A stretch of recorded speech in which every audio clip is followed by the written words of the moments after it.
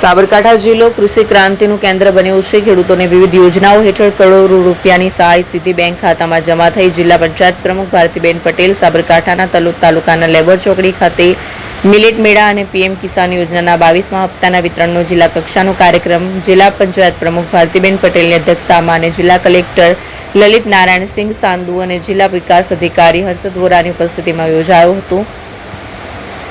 ઉત્તર ગુજરાતનો સાબરકાંઠા જિલ્લો ખેતી અને પશુપાલન ક્ષેત્રે નવા પ્રયોગો દ્વારા આર્થિક ઉપાર્જન વધારી વિકાસશીલ બન્યું છે અને બાગાયત ખાતાના સહકારથી આધુનિક ખેતી પદ્ધતિનો વ્યાપ વધ્યો છે। પ્રધાનમંત્રી કિસાન સન્માન નિધિ યોજના અંતર્ગત જિલ્લાના 2,23,326 ખેડૂત લાભાર્થીઓને અત્યાર સુધીમાં 21 હપ્તામાં 418.39 કરોડની રકમ સીધી બેંક ખાતામાં ચૂકવવામાં આવી છે। વધુમાં 22મો હપ્તો પણ આસામના ગુવાહાટી ખાતેથી સીધા ડીબીટી દ્વારા જમા કરાવવામાં આવ્યો।